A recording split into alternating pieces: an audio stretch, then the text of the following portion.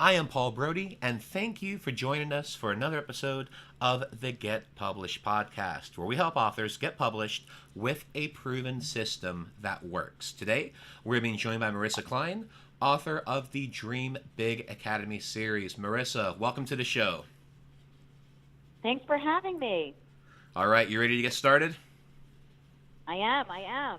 Here we go. Question number one. What is the one piece of advice that you would give to a first-time author who is currently writing their book? Don't give up. Don't give up. I think actually it's applicable in every stage of the process because it feels like a bear and it is your personal art and a journey. And there are different ups and downs and things that you don't understand and feedback from people that you're unwelcomed. And don't let other people's energy steer you from this lane. I like that. What do My you... most important. There's a million things you can say, but don't give up, I think, is the overarching. No, that's a great point because you're right. And I think a lot of people do get to that point and they just give up. And I think that's one of the biggest Right, well, things. because exactly, it's daunting. You know, so many people through the years have asked me, how did you do it? And I said, well, I always wanted to write, you know, and well, how did you actually write it? Because like the definition of don't give up is applied in each stage of it, like thinking that you want to write, writing it, figuring out how to edit it, how to get it printed. Every part of the whole journey you could think about giving up. So overarching, don't give up. Insert here. Insert during panic here. Don't give up. Great answer. And what do you feel is the hardest part about getting published? So, you know what? I'm a perfect example of someone that is here to speak from my own firsthand experience and also to encourage others that there are ways to find this journey to be successful, and they may not necessarily be the ones that you thought of initially. So for me, to get published doing what I wanted to do with my particular book, which was a kids series, unfortunately or fortunately, and this is just a harsh reality, a lot of the New York City or tri-state area, and I'm East Coast, corporate publication or publishers are not interested in someone in children's unless you have thousands and thousands of followers on social media. And as adorable and personable as I can be, I'm not Snooki, I'm not Jimmy Fallon, and I'm just a girl who has a nice business and used that business and my experience in being a mother, combined the two and tried to come up with a really cool, meaningful book series. And I didn't have that. I have a strong social media platform for my career, but I didn't necessarily have it for being a persona, so to speak. So I think that was probably my biggest eye-opening moment when I realized that they can't, from a business perspective, they just can't take you seriously, for children's at least, unless you are next level as far as with your following already, like a built-in fan base, probably. And I don't know enough about the rest of the industry, but I know in kids that makes sense because it's hard to sell kids books. Even though everyone's buying kids books, it's not the same market as a bestseller or a nonfiction or something that's going to get made into a movie or any of that jazz. Anyway, that's my personal standpoint. It was because my challenges were being socially, this is ironic, but socially acceptable. Okay. Now, you mentioned about building a platform, and it leads into our next question, and that is, please share a marketing strategy that you have used in your book launch that worked well. In my book launch, I would say the thing that was most uncomfortable for me, but without question the most important, was my Indiegogo campaign. So I did a fundraising platform that I was able to use, market, share, network in my own personal markets, my own professional markets to get exposure, a sneak peek as to what I was up to. And initially when I was coached to do this, I felt kind of funny asking friends of friends for money. but it was indirectly not about the money. It was more about the exposure and all the clicks and all the this and the that. And it was something to share. It was something, with a real snackable item for someone to review and see, whether it was professional, personal, or even best yet, my final customer, a kid, wanting to see it and wanting to know what it was all about. And some of the platforms, I know there are more than when I started, but the traditional ones when I started were Kickstarter and Indiegogo. Each one has its plus and minuses, but with Indiegogo, the money you raised is yours, regardless if you hit your goal. And it helped me with the whole process. It helped me do my first launch parties, my school readings, and it gave me a pipeline to help print. And it also gave me followers and credibility. And could you share how an Indiegogo campaign works, and what did you use to really take your campaign to the next level? So an Indiegogo campaign is something that you set up. It's basically a fundraising application where you put in you input data entry, a little bit of your information about yourself, your book, or anything, by the way. Indiegogo or Kickstarter is for anything, any sort of thing that you want to raise money for.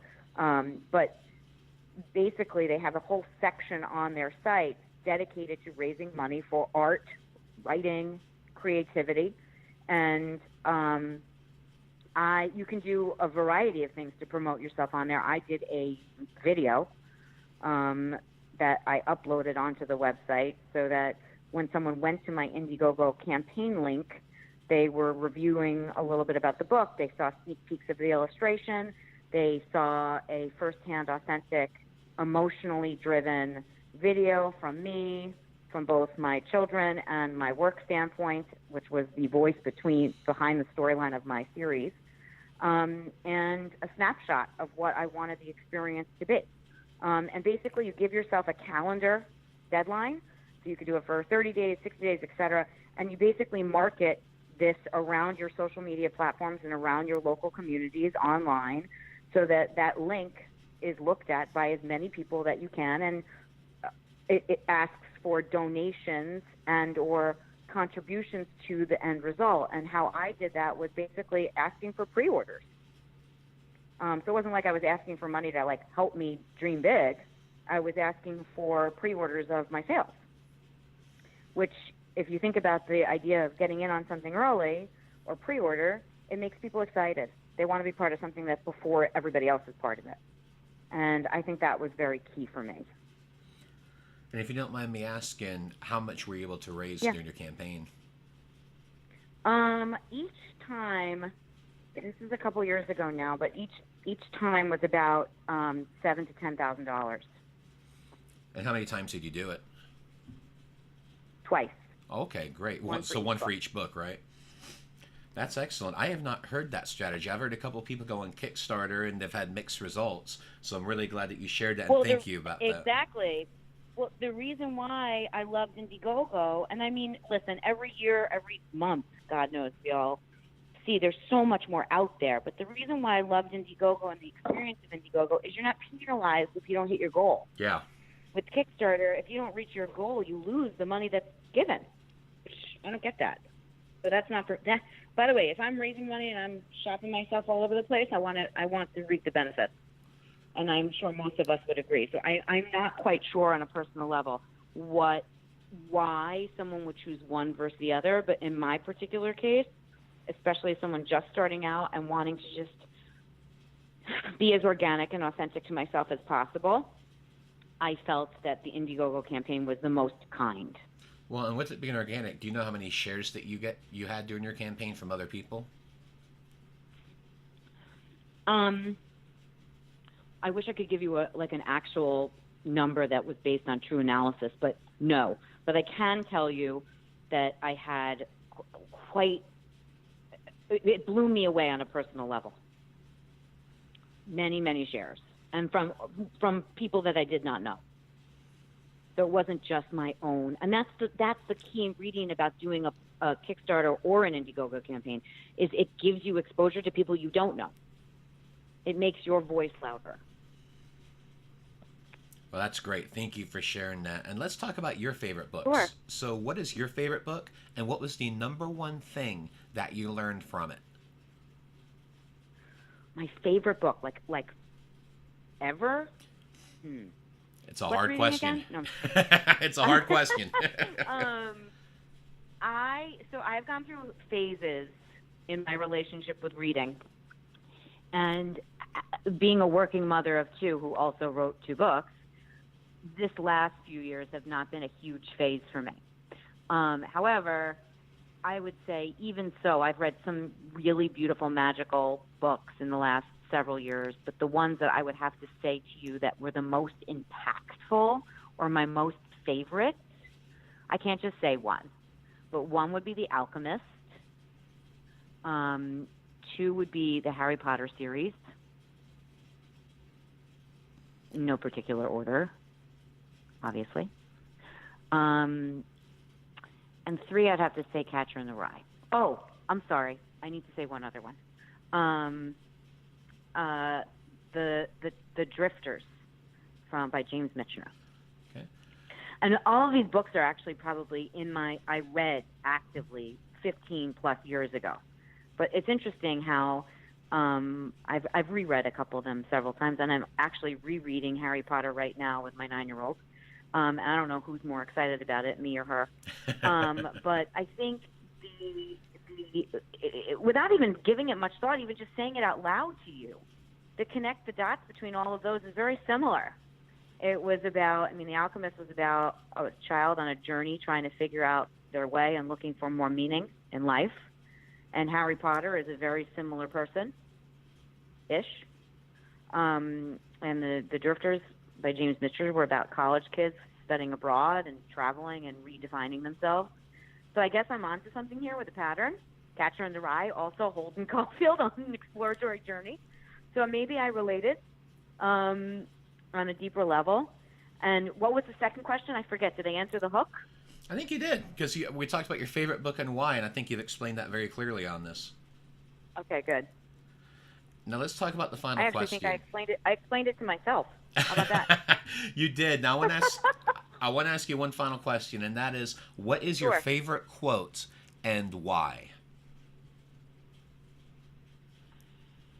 My favorite quotes and why. So I know this is not going to shock you or your listeners, but I am someone that carries several mantras in my back pocket for when I need one. But I would say, other than dream big, which is the base of everything, and never give up, which I've already utilized, I would say it's a combination of two. One, which is short, sweet, to the point, which is say yes. And that means to me and to all people to be open-minded, to live an open, authentic life where you're saying yes and indulging to opportunity and not closing yourself off to things.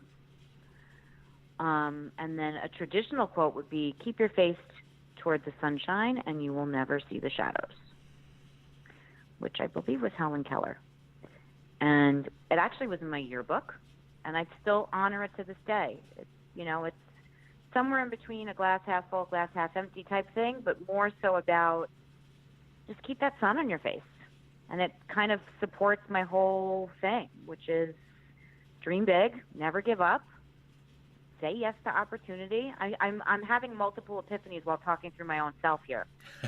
All my stuff is extremely consistent. # on brand. But, things, you got to ride your waves. You keep your face to the sunshine, and that way the shadows are less.